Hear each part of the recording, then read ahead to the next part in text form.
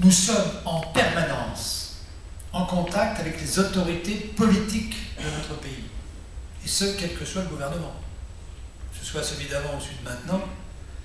Quand nous demandons des mesures pour les plus pauvres, quand on travaille sur la réforme du RSA, la réforme des allocations familiales, lorsque on se bat pour l'augmentation des minima sociaux, tout simplement pour éviter que ces gens qui ont 150 € par mois crèvent de faim et qu'on essaie d'augmenter les minima sociaux, nous nous adressons à qui? Nous nous adressons aux responsables politiques, et c'est une chance puisque nous sommes dans une démocratie et que les responsables sont des responsables qui ont été des élus politiques, qui sont des élus politiques. Et donc nous faisons un travail politique puisque nous sommes en relation avec les autorités politiques. Alors on nous reproche souvent ce travail. Il faut rappeler que la 3e orientation du Secours catholique depuis son 60e anniversaire, ça s'appelle « Lutter contre les causes de la pauvreté ». Lutter contre les causes de la pauvreté, c'est bien en permanence faire des propositions pour que ces causes disparaissent, ou qu'en tout cas la situation puisse évoluer. C'est par exemple notre grande différence avec nos amis du Secours populaire. Le Secours populaire refuse le travail institutionnel. C'est curieux.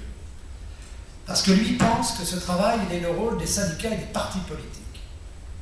Et nous, nous pensons que parce que nous sommes en contact permanent avec des personnes accueillies qui peuvent nous dire quelle est leur situation et qui peuvent le dire, eux, aux autorités politiques, révéler ce qu'est la situation réelle, nous avons ce devoir de parole, de donner la parole aux personnes les plus en difficulté pour que ce soit elles qui alertent, qui interpellent les responsables politiques.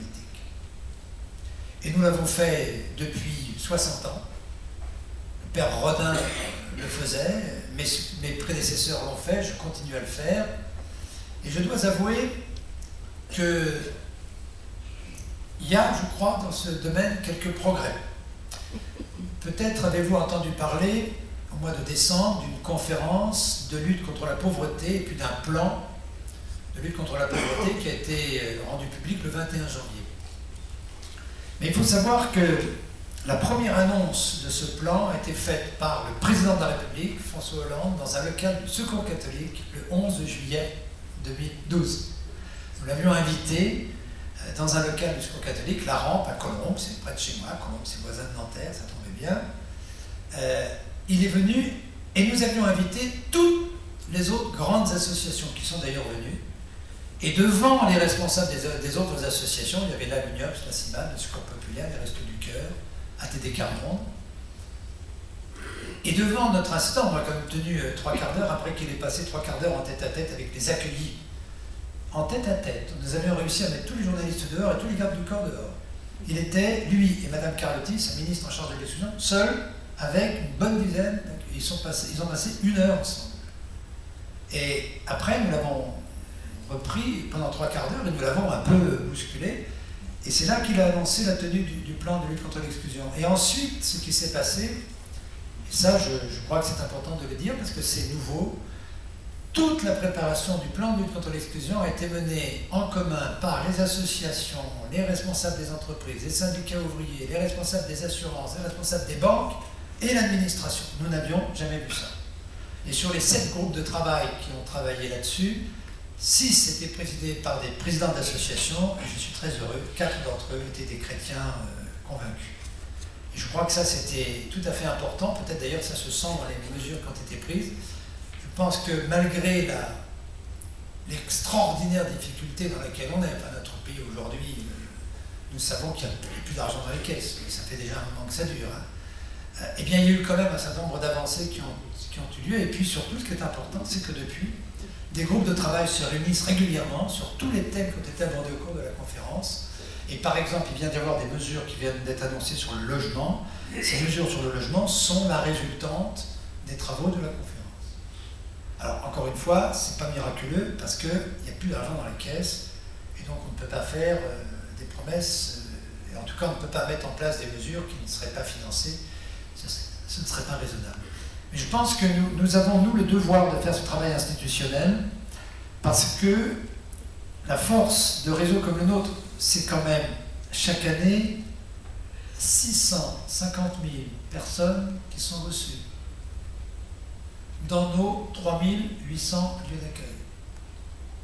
Donc, et derrière les 650 000 personnes reçues, c'est 1,5 million de personnes aidées. Donc vous pensez bien que lorsque le Secours catholique prend une position, c'est pour ça qu'il nous faut être très très très prudent, c'est une force de conviction importante. Et je crois, et on posait la question tout à l'heure dans les couloirs, est-ce que vous êtes écoutés?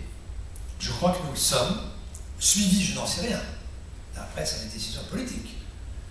Mais écoutez, je crois que nous le sommes. Nous le sommes d'autant plus que dans plusieurs domaines, nous travaillons maintenant la main dans la main avec d'autres associations. Lorsqu'on parle du logement, c'est le collectif des associations unies, c'est-à-dire 33 associations, notamment avec la Fondation Abbé Pierre, avec l'humanisme, et puis enfin la plupart des associations. Et donc on est toujours 33 à prendre la parole, tous ceux qui travaillent dans le logement. Quand on parle d'immigration avec Manuel Valls, et Dieu sait que c'est pas facile, c'est toujours avec la CIMAD, ATD Quart Monde, Emmaüs, le CCFD, Médecins du Monde et nous. Et ça a du poids. Nous avons déjà rencontré 2 fois le ministre, 2 fois ça s'est assez mal passé, mais nous le rencontrons comme il ne peut pas refuser de nous rencontrer. On vient d'écrire une lettre au Premier ministre, et bien ce matin j'avais un mot de mon secrétariat qui me dit que nous sommes convoqués à Matignon pour s'expliquer sur cette lettre, qui évidemment n'était pas une lettre très gentille, en disant au Premier ministre qu'on avait un petit peu ras-le-bol de son ministre de l'Intérieur, quand on voit le comportement qu'il a avec les Roms, que ça devenait pour nous, chrétiens, totalement insupportable. Mais bon, on avance, j'espère que les choses vont aller un petit peu mieux. On avait obtenu une circulaire le 26 août, mais elle n'est pas respectée, donc nous avons protesté. Parce que cette circulaire, elle est dans le bon sens pour nous. C'est une circulaire du Premier ministre que le ministère de l'Intérieur n'applique pas. Donc voilà, c'est ça aussi notre travail institutionnel, qui est un travail de dénonciation lorsqu'on n'est pas d'accord. Et je crois que ça c'est important. Mais lorsqu'on est d'accord, on le fait. Je prends un exemple, à Lille. À Lille, il y a maintenant 2 mois, des sans-papiers avaient occupé une église, l'église Saint-Maurice, et avaient donc été délogés à la demande du prêtre, et donc ils étaient devant le parvis de l'église. Ils étaient 65, et très rapidement, ils ont été rejoints par d'autres qui en ont profité pour agiter l'affaire, et donc ils ont rapidement trouvé 200. Eh bien, nous avons fait une alliance avec la préfecture, à la demande de la préfecture, pour que les 65, ceux qui s'étaient mobilisés, ceux qui résidaient sur place, et qui avaient, de leur point de vue en tout cas, les moyens d'être régularisés, puissent obtenir un délai pendant lequel leur dossier allait être examiné. Et moyennant quoi, c'est vrai, nous n'avons pas soutenu tous les autres qui s'étaient agrégés entre-temps pour profiter de la situation. Et je trouve que là, nous avons eu avec la préfecture du Nord un travail intéressant, et aujourd'hui, sur les 65, plus de la moitié sont d'ores et déjà régularisés, alors même, soyons clairs, que c'était quand même très limite. Mais ils avaient des séjours en France, leurs gosses étaient scolarisés, ils n'entraient pas dans le cadre, mais ils avaient fait la démonstration. Tout ça pour vous dire que dans ce travail institutionnel, il faut qu'on soit très attentif à ne pas défendre des choses indéfendables, et que par contre, notre action, lorsqu'on prend vraiment en charge quelqu'un et qu'on l'accompagne durablement, et c'était le cas des 65, on peut obtenir des mesures intéressantes. Il faut être, par contre, il faut faire preuve d'un très grand discernement. Voilà, ça c'était un petit peu pour vous faire un tableau de la situation de la charité. Alors, qu'est-ce qu'on peut y faire, nous autres? Je surveille l'heure, je ne veux pas être trop long pour qu'il y ait un minimum de débat. J'utilise le mot charité. La lutte contre la pauvreté demanderait une démarche de charité. Là, il faut faire très attention au sens des mots. Il faut revenir, si vous le permettez, sur l'étymologie du mot charité.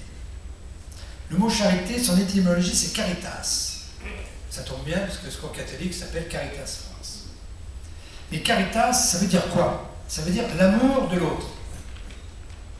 Vous voyez, on est déjà un peu plus loin de ce qu'on met à la charité. C'est la charité, je fais la charité, dire je donne un peu d'excédent. Non, charité, caritas, l'amour de l'autre. Donc je donne à l'autre une part de l'amour que je porte en moi. Et donc il n'est pas étonnant, et c'est le titre d'un livre que je viens d'écrire, mais qui est le résultat de toute une réflexion du Secours catholique, sur justice et charité. Je vous renvoie d'ailleurs là-dessus sur les écrits de Benoît XVI, aussi bien d'ailleurs dans Deus Caritas Est que dans Caritas in Veritate, les deux encycliques sociales, au passage qui sont extraordinairement faciles à lire. Moi, je n'ai jamais lu aussi facilement une encyclique que ces deux-là. Et il nous rappelle que, et ça vous allez voir c'est important, le combat pour la justice est premier et est la base nécessaire pour l'exercice de la charité. Le combat pour la justice est la base nécessaire pour l'exercice de la charité. Pourquoi? Parce que la justice, c'est donner à chacun ce qui lui appartient. C'est l'accès au droit dont je parlais tout à l'heure. Et ça, c'est notre devoir premier. Rendre à chacun ce qui est à lui, avant de lui donner, parce que le combat pour la justice n'est jamais un combat terminé, avant de lui donner ce qui est à moi, ce qui est le fond de moi-même, l'amour de l'autre dont je parlais tout à l'heure. Mais la charité ne peut pas remplacer la justice. Et c'est là où, quelquefois, nous autres chrétiens, nous avons un peu tendance à mélanger les deux. On dit, je fais la charité, mais je ne m'occupe pas de politique. Et le combat pour la justice, il est où? Parce que le combat pour la justice dans un système comme le nôtre, ben c'est le combat politique de tous les jours. C'est celui du moindre conseiller municipal, du moindre élu local, du moindre chef d'entreprise qui essaie de faire bien son travail, ou du syndicaliste, ou du responsable d'une association de locataires. C'est un travail pour la société. Donc je crois qu'il faut bien regarder cette chose. Le combat pour la justice est premier, le combat pour la charité, c'est ce qui permet, un, de combler les lacunes de la justice, deux, de se battre pour que la justice progresse. Monseigneur Rodin disait la charité d'aujourd'hui, c'est la justice sociale de demain. Ben oui, lorsque aujourd'hui nous nous battons avec des gens en grande difficulté pour qu'ils obtiennent des droits qu'ils n'ont pas, et que donc nous leur donnons à manger, que nous leur apportons des vêtements, ça nous faisons la charité, oui c'est vrai, mais c'est aussi une part de nous-mêmes, mais c'est en même temps pour leur permettre d'acquérir les droits qui sont les leurs. Voilà, ça c'est le diptyque justice et charité. Et nous ne pouvons pas, nous n'avons pas le droit de dissocier les deux. Alors, et c'est par là que je terminerai, comment, au milieu de justice et charité, trouve sa place la fraternité? Au moment où on est à moins de 2 mois du rassemblement Diaconia 2013, j'espère que vous avez commencé à en entendre parler, ça fait quand même 2 ans qu'on est parti pour ça, la fraternité. Diaconia 2013, il a comme sous-titre « Servons la fraternité ». Quelle est la place de cette idée, servons la fraternité, dans ce que je viens de dire sur justice et charité? La fraternité, c'est la reconnaissance que l'autre est mon frère aux yeux de Dieu. J'espère que je ne surprends personne en disant cela. Je ne sais pas en même temps si on se rend bien compte de ce qu'on dit. Reconnaître que l'autre est mon frère, que je dois le traiter comme mon frère de sang lorsque, visiteur de prison, j'ai en face de moi un criminel, lorsque j'ai un dealer, lorsque j'ai... allez, je vais passer sur quelques situations difficiles. On a vraiment envie de faire justice soi-même. L'autre, il est mon frère aux yeux de Dieu. Mais c'est aussi celui qui a tripatouillé dans les comptes. C'est peut-être, pour être brutal, une usine qui a fermé un peu rapidement, parce qu'il y a des actionnaires qui voulaient plus de rentabilité. C'est celui qui a donné la mort un peu vite par euthanasie. Tout ça, c'est des choses.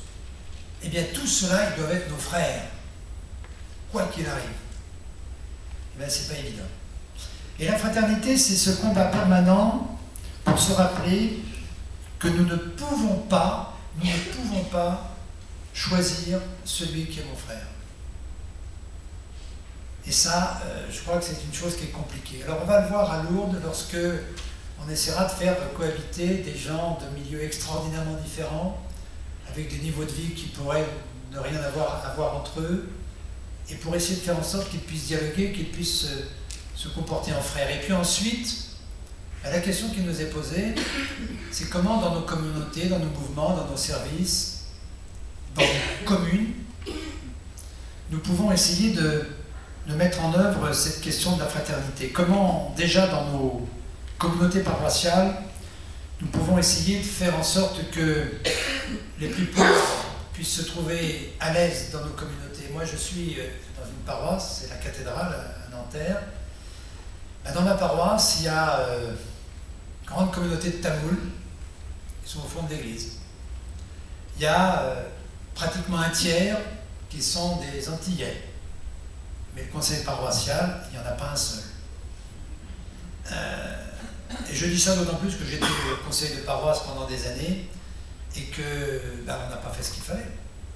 Et je crois que là, le pape Benoît XVI, il a eu raison de nous rappeler à l'ordre, parce que on se rend compte que si on ne fait pas attention, on a une église entre guillemets de riches, mais de riches pas uniquement matériels, hein, de gens qui savent parler, qui savent lire à la messe, qui savent chanter, qui ont les moyens intellectuels. Or, ce que nous disent les personnes que nous rencontrons dans le cadre de diaconia, les pauvres, c'est qu'ils ont une parole qui est une parole forte, qui nous interroge. Et donc il nous faut aujourd'hui trouver les moyens de mettre en évidence cette parole. Et donc, ça nous amène, et c'est par là que je vais terminer, à faire le lien entre ce service du frère sur la notion de service avec ce qu'est la triple tâche du chrétien à laquelle justement Benoît XVI nous invitait dans Diaconia in Veritate. Oui, c'est ça? Non, je vais y arriver. Caritas in Veritate. La triple tâche du chrétien. Et non, c'est dans Deus Caritas Est, c'est ça. La triple tâche du chrétien. Je ne sais pas si vous êtes comme moi, mais moi, quand je suis arrivé à la tête du Secours catholique il y a 5 ans, je n'avais jamais entendu dire que les chrétiens devaient assumer une triple tâche. Moi, j'avais entendu parler de la liturgie, j'avais entendu parler de l'annonce de la parole, j'avais entendu parler du service, bon, ça me convenait assez bien. Et donc je me suis dit, tiens, je vais m'engager au Secours catholique au nom de ma foi chrétienne, pour rendre service.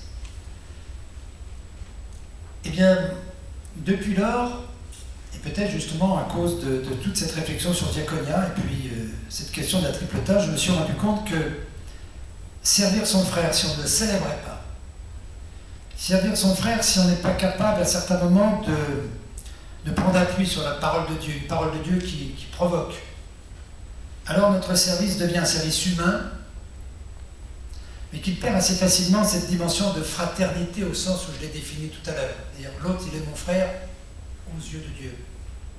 Et le aux yeux de Dieu est important, parce que ça, c'est la parole de Dieu, c'est la fréquentation des évangiles qui nous le rappelle en permanence.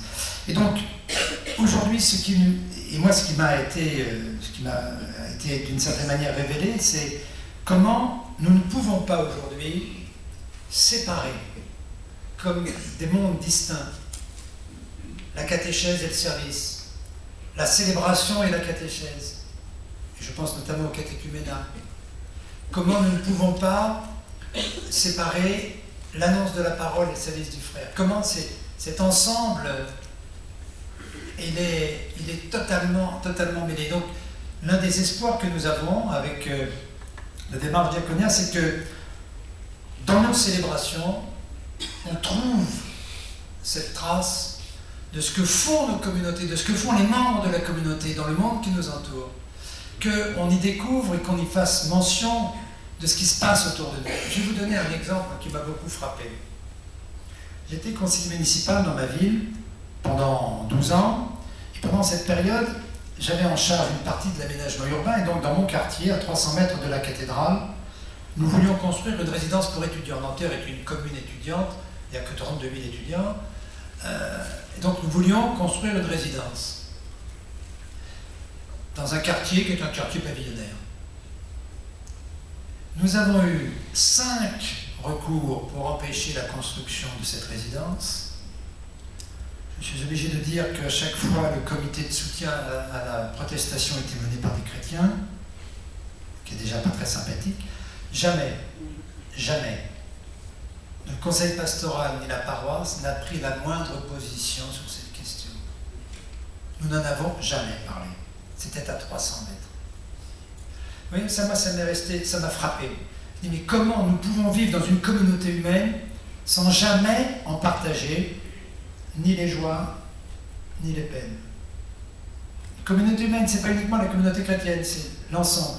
Et c'est ça, le lien du service du frère, de la célébration et de l'annonce de la parole. Reprenons l'évangile de dimanche dernier. Là-dessus, le Christ nous a donné une sacrée leçon, hein, cette femme. Hein, et quand il trace du doigt dans le sable. Et il a un petit peu renvoyé les uns les autres. Ben voilà, moi je trouve que ça, il faut qu'on ait ça en tête. Comment aujourd'hui nos communautés, qui sont souvent des communautés un peu affaiblies, hein, c'est comme chez moi, hein, vous savez, dans ma commune de 82 000 habitants, il y a 1000 personnes à la messe le dimanche, au total. Donc ça fait pas lourd, hein, ça fait 1,2%. Donc on est un tout petit noyau. Ben, si nous ne sommes pas le levain dans la pâte de notre communauté humaine et que nous refermons sur notre communauté chrétienne, je crois que là, nous ne faisons pas ce travail d'évangélisation auquel nous appelle le synode sur la nouvelle évangélisation. Nous ne témoignons pas dans le monde de notre action. Et alors, je vais vous donner un deuxième exemple, parce que ça, je l'ai vécu durement. J'ai donc été conseiller municipal pendant 12 ans. Le jour où je suis devenu conseiller municipal, il se trouve que j'étais sur une liste qui alliait des socialistes et des communistes. Je ne fais pas, que voulez-vous, je suis un homme de gauche, je n'y peux rien. On m'a interdit de distribuer la communion parce que ce serait un témoignage politique. Et bien ça, voyez-vous, ça m'a révolté, mais ça m'a mis en route. Parce que ça, je ne l'ai jamais admis et je ne suis pas prêt à l'admettre. Et de la même manière que je n'admettrai pas que dans une église plus particulièrement progressiste, sous prétexte qu'on a voté autrement, on refuse. C'est insensé. Qu'est-ce que c'est que cette église qui, tout d'un coup, exclut? Voilà. En plus, on était deux dans ce cas-là. Vous voyez, on avait aggravé notre cas. Non mais voilà, c'est ça que je voulais vous dire. Voyez-vous, c'est cette idée que aujourd'hui, nous avons à témoigner de l'Évangile dans le monde, que le monde, je suis sûr, le monde, il attend ce témoignage de l'Évangile. Et moi, je suis extraordinairement heureux de l'élection du nouveau pape. Parce que cela fait 3 ans que j'avais entendu parler de lui, j'ai eu cette chance. À Rome, il y a 3 ans, on en avait parlé. Donc du coup, ce nom m'avait un petit peu été resté dans ma tête, comme de quelqu'un qui n'est pas le grand progressiste, non, mais quelqu'un qui a une attention particulière aux pauvres et qui, lui, a mis en œuvre cette triple tâche. Parce que quand il va célébrer dans les bidonvilles, lorsqu'il rassemble toujours dans ces bidonvilles des gens autour de la parole de Dieu, il la met en œuvre, les fameuses triples tâches dont je vous ai parlé. Mais voilà, il nous faut, je crois, retrouver cette simplicité, mais en même temps, garder cette rigueur qui est la nôtre, d'être capable, à partir de ce que nous faisons, de prendre la parole pour dénoncer des choses inacceptables, et c'est par là que je finis, au nom de la dignité. Le mot, s'il y avait un mot que je voudrais vous demande de conserver, c'est notre combat, nous chrétiens, c'est le respect de la dignité de toute personne.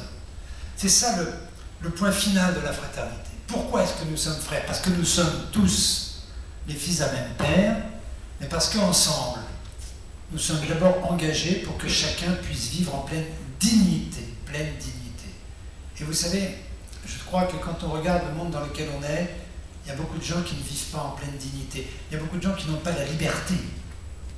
Ils vivent sous des contraintes matérielles, des contraintes de vie. Ils n'ont aucun choix possible.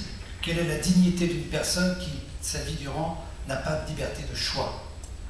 Voilà, le combat pour la dignité, ben, vous avez compris, c'est ce qui nous anime. Je crois qu'on peut dire que c'est ce qui anime l'ensemble des bénévoles du Secours catholique. Je crois pouvoir dire que c'est la raison pour laquelle nous allons nous retrouver à plus de 12 000 à Lourdes pour Diaconia, pour le début d'une grande aventure, celle du service de la fraternité.